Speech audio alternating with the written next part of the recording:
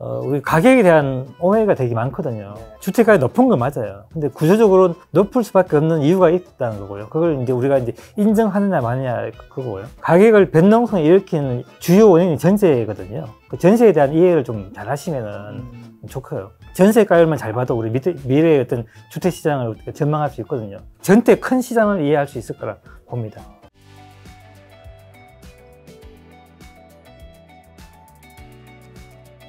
자, 근데 소장님이 지금까지 말씀하신 내용 다 들어보면 어쨌든 지금 집값이 더 오른다라는 건데, 일각에서는 또 주택 가격이 너무 특히 수도권은 너무 비싸다, 우리 소득으로 감당할 수 있는 가격이 아니다, 이건 말이 안 된다, 집값은 떨어져야 한다, 이렇게 얘기하시는 분도 있단 말이죠. 특히 댓글에 많은데, 여기에 대해서 좀 뭐 주택 구입 부담 지수랑 PR이 너무 높다 이런 얘기 많은데, 그런 거는 어떻게 생각하세요? 뭐 가격에 대해서는 민감한데요. 우리 주택 가격이 높은 건 맞아요. 높은 건 맞는데 높아야 될 수밖에 없는 구조적으로 되어 있습니다. 앞에 제가 말씀드렸잖아요. 월세는 수익이 있는데 전세는 수익이 없어요. 그걸 매매로 우리가 대신해서 미리 받아오는 거예요. 근데 월세로 바뀌잖아요. 그럼 매매 상승률은 둔화가 되고요. 매매 상승률은 조금 낮아지게 되어 있습니다. 근데 우리 선택을 해야 돼요. 높은 매매가를 선택하시겠어요? 아니면 높은 월세를 선택하시겠어요? 선택을 하셔야 돼요. 두 개는 없어요. 낮은 월세는 없고요. 낮은 매매가도 없습니다. 미국은 우리보다 매매가가 낮아요. 월세는 엄청 높아요. 대부분 국가가 그래요. 왜냐하면 리스크 때문에 그렇습니다. 앞에 제가 리스크 말씀드렸잖아요. 그렇죠. 월세 리스크이기 때문에 투자자가 안 들어간다 했잖아요. 그래서 월세 투자가 없기 때문에 월세가 엄청 높아요. 근데 우리는 반대죠. 투자자가 엄청 많거든요. 많기 때문에 전세 가율이 만든 가격이기 때문에 그걸 인정을 해야 될 수 있고요. 또 하나는 뭐냐면은 그런 구조고요. 이런 걸 생각하셔야 돼요. 이제 매가를 우리가 소득으로 보게 되면은 한쪽을 본 거잖아요. 그렇죠. 예. 근데 이걸 만드는 입장에서 생각하게 되면은 10억에 만들어야 되는 걸 못 만들 수 있잖아요. 근데 10억에 비싸다 그분이 그걸 만들 수 있나요? 못 만들죠. 그런 것도 있고요. 물가가 오르고 하니까. 근데 또 한 거 그건 뭐냐면은 우리가 이제 비용과 수익률이라는 개념도 또 있어요. 그게 뭐냐면 공급하는 입장에서는 그 수익이잖아요. 수익이 나야 되니까. 근데 이걸 금리로 이야기하면 그런 거죠. 5억일 때 10%의 금리일 때 하고 10억일 때 5%의 금리할 때는 주택에 부담하는 우리 비용은 똑같죠. 똑같기 때문에 우리는 비용으로 해야 되거든요. 그래서 이 비용이 맞는 거거든요. 렌트비라 하잖아. 렌트비. 우리가 전세비 이렇게 얘기하죠. 그 렌트비로 해서 우리가 매가를 측정하는 게 맞거든요. 근데 우리 렌트비는 월세의 어떤 변화는 우리가 크게 변화가 없었어요. 왜냐하면 전세가 변화 때문에. 예, 그래서 매가가 많이 반영된 거고, 이게 지금 나중에 되게 되면 매가가 우리가 뭐 비싸다 하지만 나중에 되게 되면 어차피 매가는 변동성 낮아지게 됩니다. 어차피 전세는 올라가게 돼 있고요. 그런 구조가 돼 있어요. 우리 시장이 그렇게 가고 있습니다. 가고 있기 때문에 지금은 그 상태는 아니죠. 왜냐하면은 지금은 우리가 성장하기 때문에 그렇습니다. 성장하기 때문에 인위적으로 월세를 우리가 밀어붙일 수도 있고요. 전세도 줄일 수는 없어요. 그렇기 때문에 이거는 우리가 인정할 수밖에 없다고 보고 있습니다. 근데 지금 집값 상승이 아니라 하락 주장하시는 전문가분들도 여전히 있단 말이죠. 아마 그런 분들 영상도 이제 보셨을 텐데, 그럼 그분들은 좀 소장 입장에 봤을 때는 좀 뭘 놓쳤다고 보세요? 전세 상승에 대한 정확한 의미를 지금 파악 못하고 있다고 볼 수도 있겠죠. 전세 상승하는데도 불구하고 매가가 떨어진다고 이야기하시는 거잖아요. 근데 뭐 기업으로 치면 기업 이익이 계속 늘어나고 있는데 주가를 계속 하락한다 이렇게 얘기하는 거하고 비슷하거든요. 주가는 그럴 수 있어요. 주가는 어떤 시기에 따라 그럴 수 있는데, 전세는 뭐냐면은 이 주택은 모든 사람들이 우리가 참여하는 시장이기 때문에, 그렇죠. 전세가 상승한다는 거는 공급의 부족의 신호거든요. 그리고 공급 늘리라는 신호이기도 해요.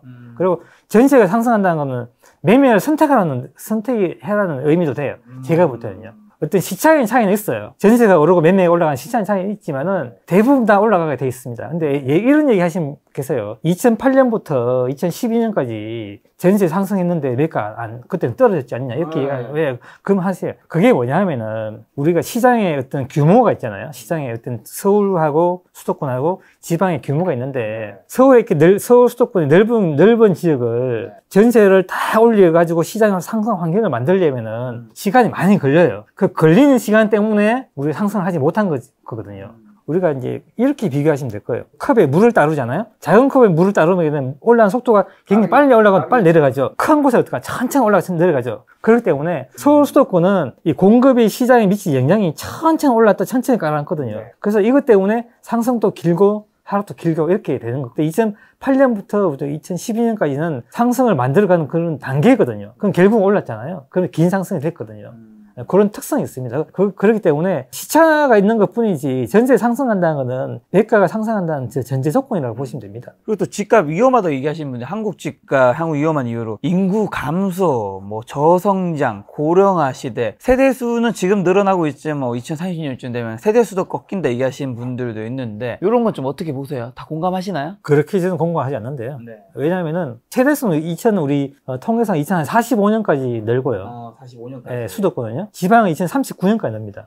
가구수는요. 네, 그래서 지금 시간이 좀 남아있고요. 그리고 우리가 지방을 보게 되면은 우리 주택 시간이 정말 좀 신기한 게 뭐냐면 제가 공부해 보면은 수요가 주는 만큼 공급이 너무 정직하게 너무 빨리 줄어요. 그래서 공급을 계속 하게 되면 시장이 문제가 되겠지만은 그에 맞게 너무나 빨리 공급이 줄기 때문에 너무 부정적으로 생각할 필요는 없다. 인구 감소만큼 공급 감소가 온다라는. 네, 그렇게 보고 있습니다. 그래서 특히 이제 물론 작은 도시로 가게 되면은 빈집도 생길 거고 그런 건 될 거라 저는 보고 있어요. 지금 뭐 시골에 가면 폐가도 있잖아요. 그렇죠.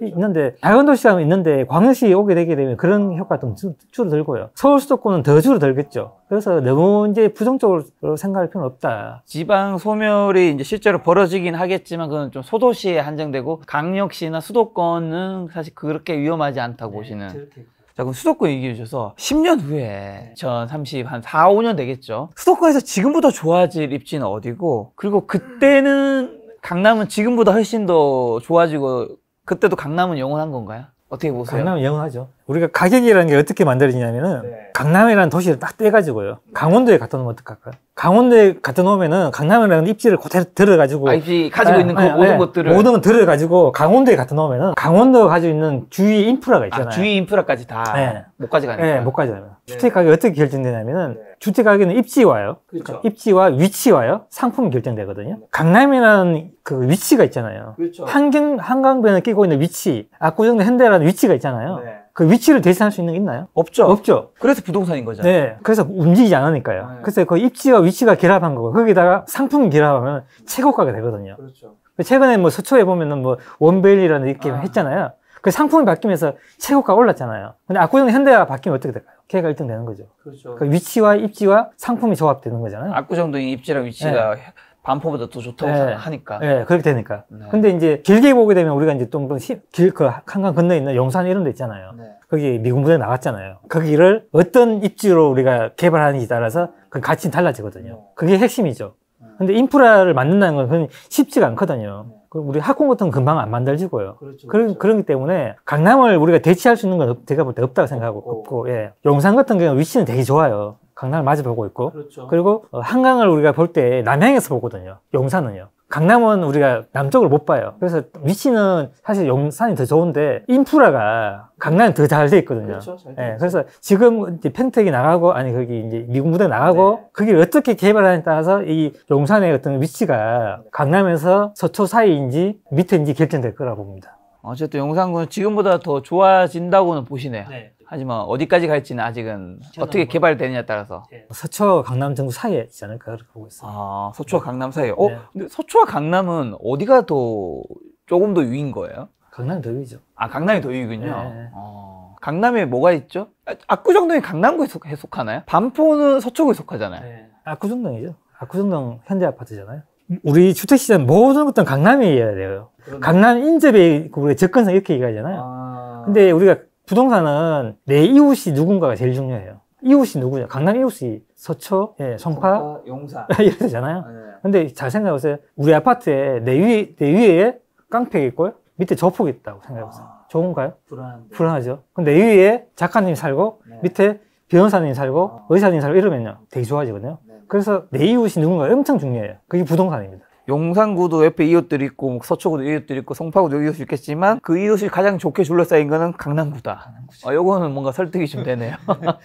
자, 그러면 지난 상승장에서 소액으로 많은 부동산 매입해서 돈을 많이 번 분들이 보셨잖아요. 그럼 앞으로도 그런 방식은 유효할까요? 지금 또 그렇게 뭐 하겠죠. 제가 좀 불안한 건 뭐냐면은 전세 가격이 이렇게 딱 붙는 원인을 모르고 하시는 분들 되게 많아요. 단기적으로는 공급이 적어서 붙지만은 제가 앞에 이야기했듯이 성장이 안 돼서 붙는 거거든요.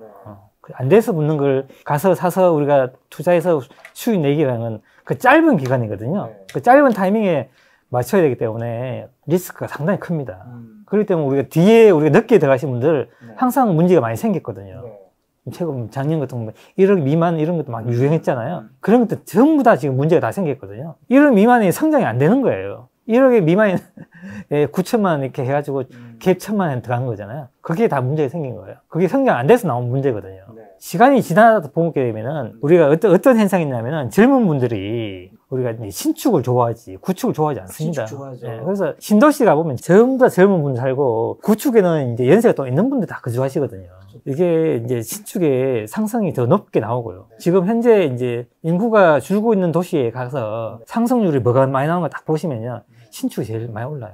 소액 투자 이런 것들은 물론 뭐 우리가 하지 말라고 해서 안 할 건 아니지만 할 거예요. 또 어떤 시장의 어떤 그런 걸 알고 하느냐에 따라서 좀 다르죠. 예. 집값이 좀 하락이 지지가 되고 다시 오르고 한 데는 여러 가지 뭐 금리도 있고 공급도 있겠지만 정부의 정책도 어쨌든 집값이 너무 가파르게 폭락하니까 좀 그걸 하락에 둔화를 좀 시키려고 한 것도 있었잖아요. 이제 특례 보금자리라든가 기타 등등. 올해는 신생아였나요? 앞으로 정부 정책은 좀 하반기부터는 어떻게 펼쳐나갈까? 정부 입장에서도 이렇게 또 상승을 너무 크게 바란 건 늘 정부는 약간의 상승을 바란다고 제가 들었던 것 같은데 정부 정책 어떻게 펼쳐나갈까요? 그에 따라서 집값도 또 영향받을 수 있는 거잖아요. 정부가 바라는 거라면 물가 상승률만큼 올라주기를 바라겠죠. 그렇죠. 예, 그게 실제로 잘 안 되거든요. 이게 이제 공급이 굉장히 고르게 들어야 되는데 공급이라는 거는 건설사의 어떤 이익 때문에 들어오는 거기 때문에 그래서 뭐 정부의 어떤 정책은 제가 볼 때는 그래요. 어떤 정부에 따라서 우리가 부동산 시각을 보는 시각이 좀 다르잖아요.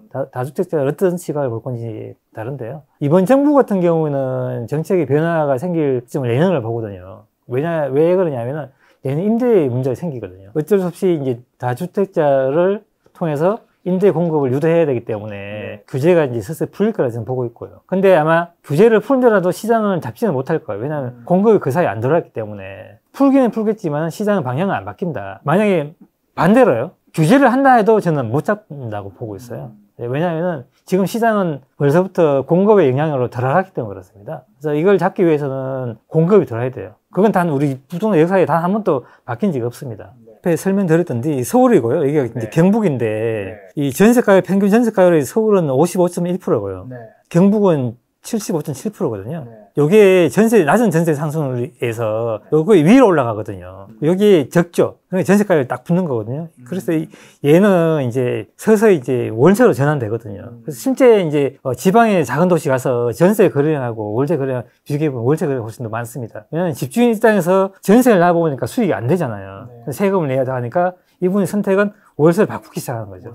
네, 그렇게 가고요. 이게 전세 상승률이 높은 도시에는 올라갈 게 많잖아요. 그러니까 여기 많이 남아있죠. 그래서 매가 상승이 많이 되거든요. 이게 서울이고 강남인 거죠.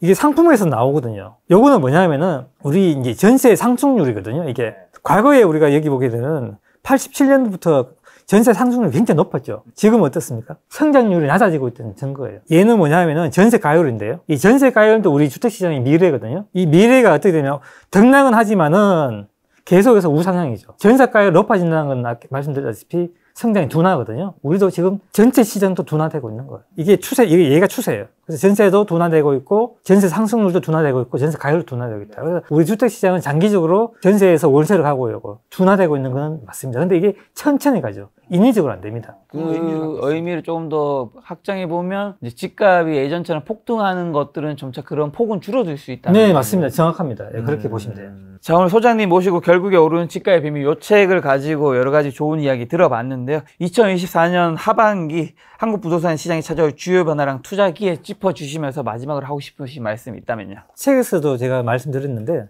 우리 가격에 대한 어떤 오해가 되게 많거든요. 우리 주택 가격이 높다는 것. 주택 가격이 높은 건 맞아요. 근데 구조적으로 높을 수밖에 없는 이유가 있다는 거고요. 그걸 이제 우리가 이제 인정하느냐 마느냐 그거고요. 또 한 게 뭐냐면은 가격을 변동성을 일으키는 원인들이 주요 원인이 전세거든요. 그 전세에 대한 이해를 좀 잘 하시면은 좋고요. 그리고 이 전세 가율이라는 게 뭐냐면은 우리 주택시장의 미래거든요. 이 미래가 전세 가율을 보이기 있기 때문에 전세 가율만 잘 봐도 우리 미래의 어떤 주택시장을 전망할 수 있거든요. 그렇게 좀 이해하시면은 우리 주택시장의 전체 큰 시장을 이해할 수 있을 거라 봅니다. 알겠습니다. 요즘에 또 집값이 이제 들썩들썩하면서 많은 분들 집을 살지 말지, 무주택자분들과 또 1주택자 갈아탈지 말지 고민하시는 분들에게 소장님 말씀이 조금이라도 도움이 되었으면 좋겠다라는 생각이 들었고요. 소장님도 김작가TV 처음 나와주셔서 정말 감사드립니다. 네, 오늘만의 손님은 김준영 소장님이었습니다. 지금까지 여러분 소중한 시간 함께해 주셔서 정말 감사합니다. 오늘도 김작가였습니다. 고생 많으셨습니다. 네, 고생 많으셨습니다. 네.